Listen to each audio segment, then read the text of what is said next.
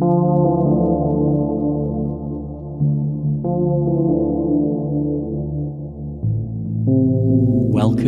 to Nature Therapy Online.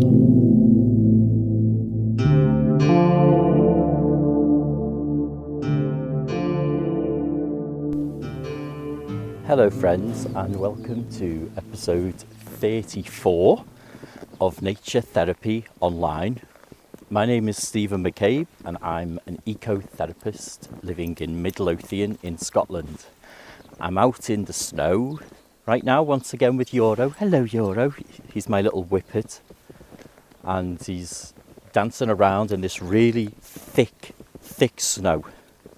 It feels a bit like Groundhog Day in a way, because I've said, and I've jokingly said so many times on this podcast, it started snowing again, because I've never experienced so much snow in Scotland, but I'm almost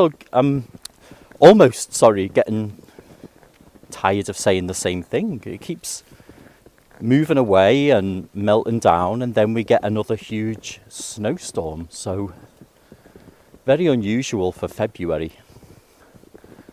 But then I've never lived this high up in the hills before, and I think it's I think that's part of what's happening here. Is 10 miles or 15 miles down the road there's a little bit of snow, but not much compared to here.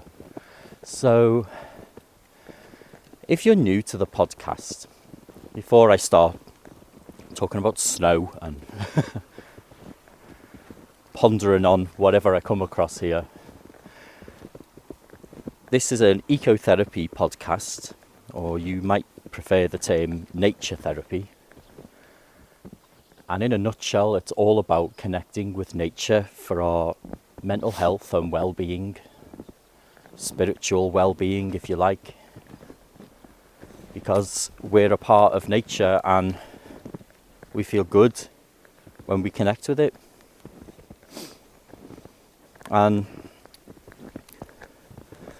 a little bit of news from Stephen's ecotherapy land here, and that's that I've handed in my notice on my old job. I was working on a helpline. I ran a helpline for many years, and over the last couple of years I've been slowly building up my practice as an ecotherapy practitioner or an ecotherapist. And yeah, in 2 weeks' time I will be a full-time ecotherapist, and this will be my job, and it feels really exciting to be able to do this for a living, and I wanted to kind of share that with you. I think ecotherapy and nature therapy is something that you will be hearing a lot more about in the coming years.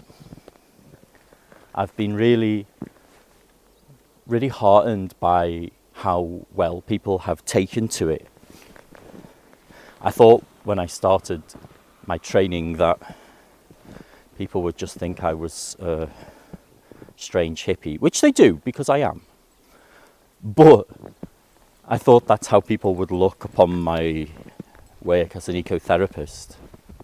But I think there's something about where the world is at the moment that makes this so vital, and also I think it makes a lot of people understand it in a way that even 5 years ago they might not have done. There's the ecological mess and crisis that we're in, but there's also COVID and being told to stay indoors or to take short trips outdoors. I think it's made us reevaluate our relationship to nature. I guess on that theme, what I would like to say or ask of my lovely listeners to this podcast is that as I have gone full-time as an ecotherapist, I've taken some financial risks to do this. Definitely things aren't going to be as stable as they were in my last job, so I decided to take the plunge and take a risk and go for it. And yeah, I have a Patreon page because I would really like this podcast to be a permanent part of my working life. And I suppose to keep it that way, it would be really lovely to, make a teeny tiny bit of a living from the podcast so that I'm able to prioritize it. I guess if I get really, bogged down with a lot of work, I'm probably going to have to reevaluate which aspects of my ecotherapy practice I put my time into. And I'm probably going to have to at some point make some cuts and yeah, I guess do the things that put food on the table. And I absolutely love doing this podcast. It's the favourite thing of mine that I do. And I have a Patreon page. I have a handful of really generous donators, and you can donate a tiny little amount of money each month if you can. And you get nature-based support and rewards from me in return. So go and have a nosy there. I'm not going to go too much down that road. I'm going to get on with the podcast now. But it would be much appreciated if you can afford to. And if you can't, that's absolutely fine as well. Thank you for listening and connecting with me anyway. It's really lovely. So today in this snow, I'm here. I've actually got my hands on a little tree swing at the moment because I'm next to this huge old horse chestnut tree. This tree looks so magnificent. If I stretch my arms around the tree, and I'm going to do it now, I'm just going to do a quick check to make sure no one sees me hugging this big beautiful tree, although to be honest I think all of my neighbourhood have seen me doing this kind of thing already. My arms probably stretch all the way out and still can't wrap around this tree. This is huge, beautiful, magical old tree. I'm near the fields out where I live in the little village, and poor Euro is shaking next to me, so I'm probably going to keep moving as I tell you about this. But I wanted to invite you this week to go and connect with a tree, with one tree in particular somewhere in your neighbourhood. It doesn't have to be huge, it doesn't have to be particularly old, it doesn't have to be in a wild space. But just stop and explore it with your senses and just contemplate, as I'm doing with this magnificent tree now, which is apparently over 500 years old.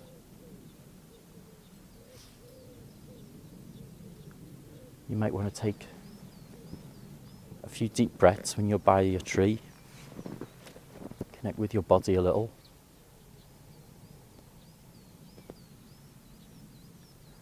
Look at the way it grows and moves. This one is almost octopus-like here. And just consider how this life form that we don't really understand at all, do we? We don't know how the experience of life is for a tree. We don't have any clue. At the moment, there are some scientists who are actually studying the sentience of trees and plants, and I think it's really interesting.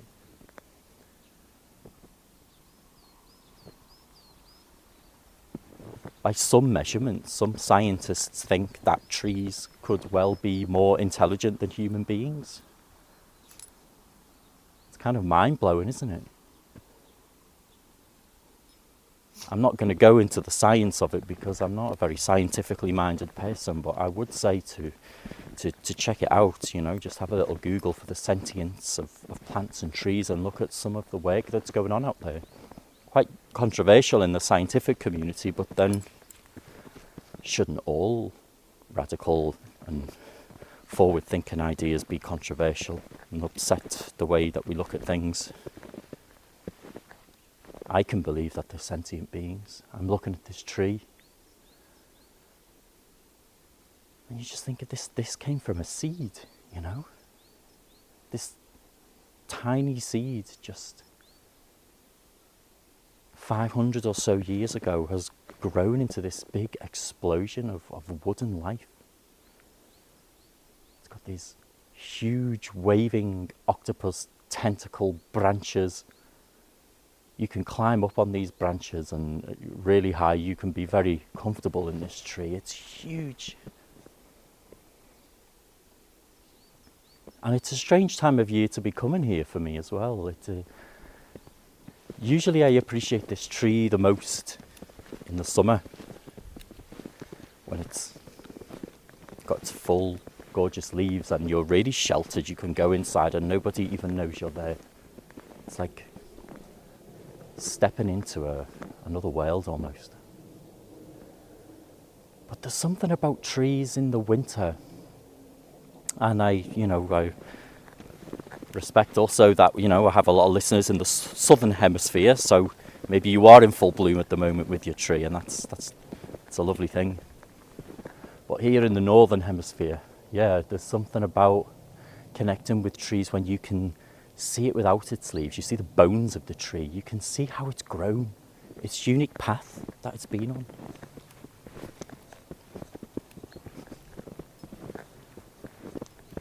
If you go this week and look for a tree, you might want to contemplate that a little. Look at how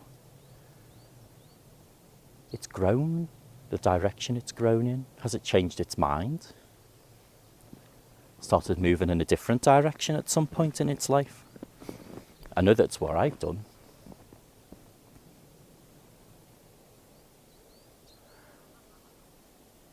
We can see ourselves in trees, I think. Definitely, actually. They seem to have made decisions in their life and then sometimes change their mind depending on the conditions around them. Or sometimes the conditions suit them just fine, so they keep on growing as they can in the same direction.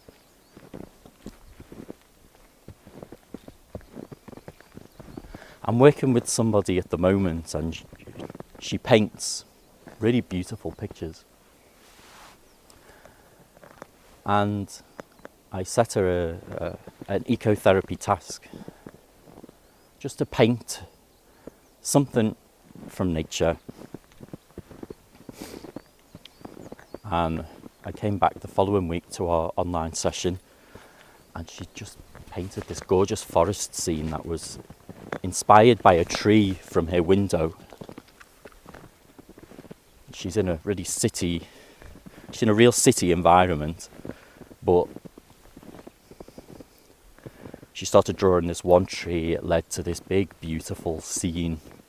She drew the rain falling down. She drew a river. And I asked her what it was about drawing scenes from nature that maybe feel different to painting anything else. I'm saying drawing, but she was painting, not drawing. But I asked her about that. What feels different about painting this tree than something else? And she said, and I thought it was really interesting, it's about the lines. Like, there are fewer rules in nature. If we paint a building, as human beings, we make everything so logical, so straight, so rational. We put it in boxes. We try to make things perfect, and we can't. But we try our best to. And yet every tree is completely different, and it's not a perfect straight line on the bark of a tree, on any of the branches. And there are very few things in nature that have perfect straight lines. I thought that was a really interesting response, and not something I'd really thought about. But it got me thinking of how liberating that is for us as people as well. if nothing else, if no other life out there is perfect in terms of the straight lines that we define as perfect, then why should we be? I happen to think that pretty much all trees are perfect, to be honest, but it depends what your idea of perfection is. Is it straight lines? Is it things that all look the same, that you can predict?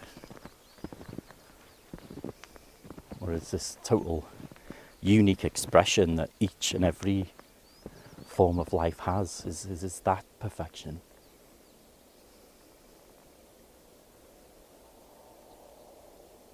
So go and find a tree this week and explore it with all of your senses. Touch its bark. How does it feel? Does it remind you of anything? How do you feel when you stand next to it?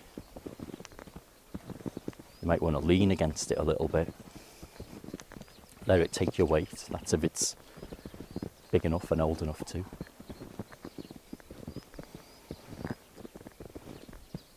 You might want to hold your ear to it. See how it sounds when you rub your ear against it.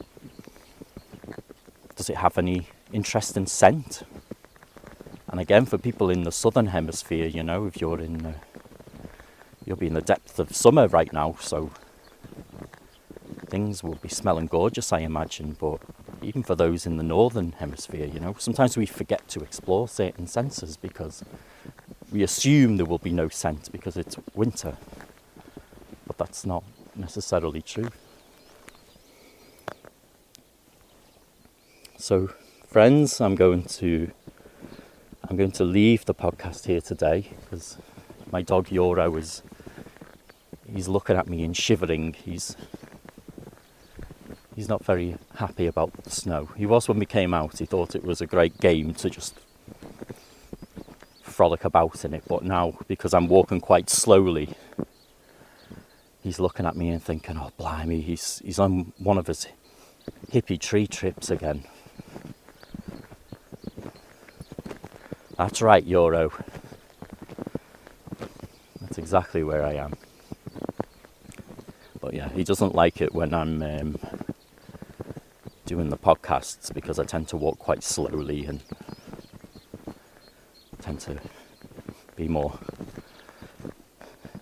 in a state of contemplation than he wants me to be. He just wants me to throw sticks, But anyway, friends, I'm going to let it go there. I'm going to head back to my house, take Yoro home, and I just want to say I hope wherever you are that you are doing well, that things feel okay for you right now, whatever's going on wherever you are in the world. And if you're able to support me on Patreon, you can go to patreon.com/nature therapy online. Either way, thank you very much for listening, and please do tune in again, and I will see you soon. Have a great week. Bye bye.